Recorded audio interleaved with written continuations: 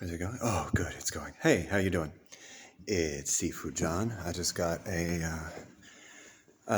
sort of was able to put something to a couple of my students today that I hadn't really thought of before. And it's in regards to, I have a previous video talking about being able to raise the hand almost vertically in internal martial arts and not have it, have the elbow flare up, have the shoulders sort of tense, engage too much, and make sure that that arm stays in with that whole body chain, the whole body unity that we want for internal martial arts. So a lot of times you see, you get other things where you get your elbow kind of out like that. Again, that takes all three parts of the deltoid, anterior, median, posterior, and takes them up and out of the whole sort of unity and chain of this, makes it a separate thing. And in external stuff, that's fine because you're using strength, you're using speed, you're using your size and that sort of thing a lot more.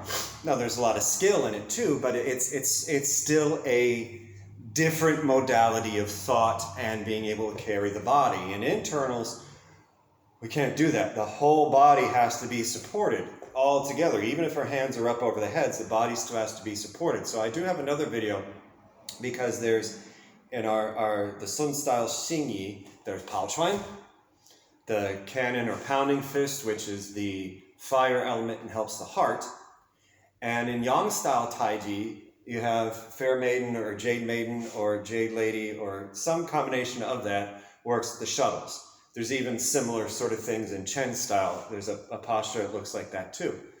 And the idea, is going to be the same. The elbow has to be down, and you want to rotate the radius in the ulna so that, there are a couple of things that I pointed to today, and one of them is, this is still almost a hit, or like to penetrate with the fingers, eyes or something like that. So in either one, if we take Pao Chuan, it's a little bit easier to kind of see with the fist, we come up, this can still be a hit. You can still, break down a guard, you can intercept, it can still block, and then turn into a parry or sort of thing like that. But there's still like that upward, especially in Xingyi, you always want to still kind of be attacking. So it still has that upward sort of motion.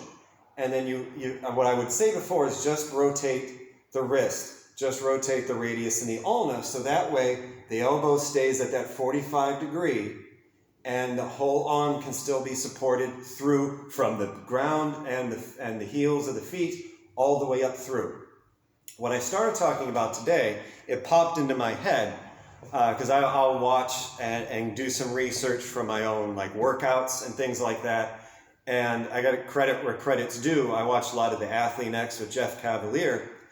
And one of the things they'll talk about in some of the exercise, especially, if you're doing stuff with the shoulders, the raises, or even like the dumbbell, upright rows, because this type of upright rows with the barbell, that's killer. Don't ever do that.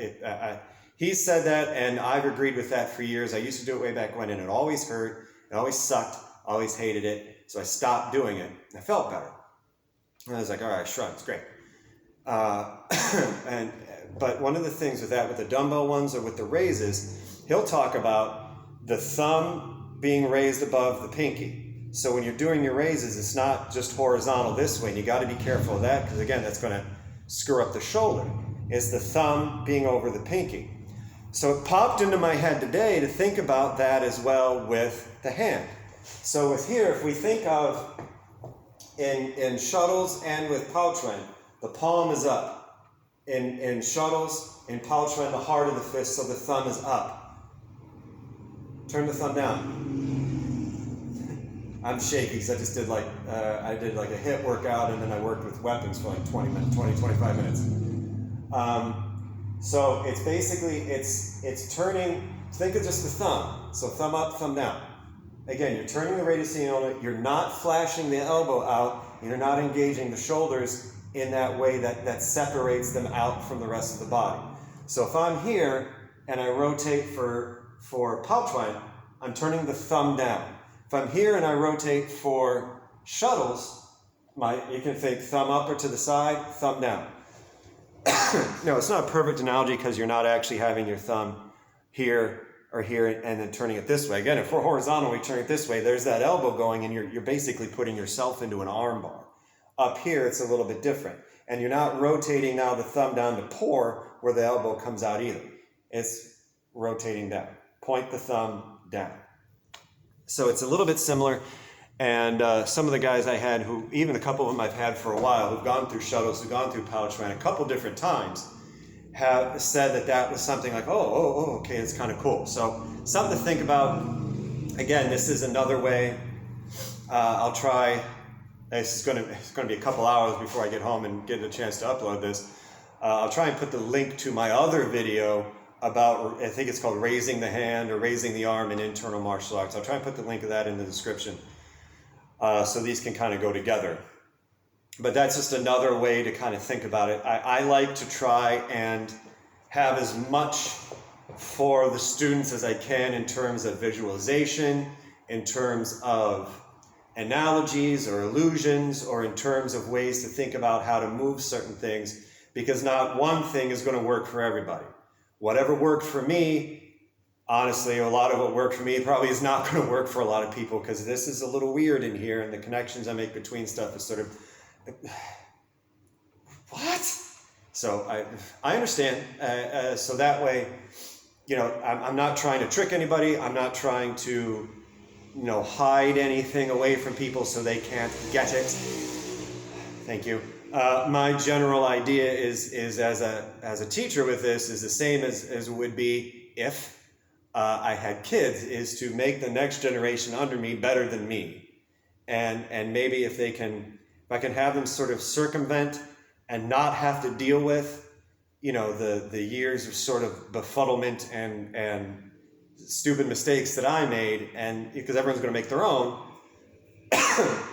this way they don't keep making the same sort of generational mistakes or have the same problems and everything. So as a teacher, and would be my same thing as a parent, it's like you don't have to do the same thing I did. You know, I'm here to make sure that you don't do the same things I did in terms of mistakes, so you can circumvent that and get it and move on and do your thing better and faster. So again, hopefully that sort of perspective helps. So that's it for right now. C4 John signing off. You know, all the good YouTube, like, subscribe, and cool stuff like that. So thanks. Bye. Good hunting.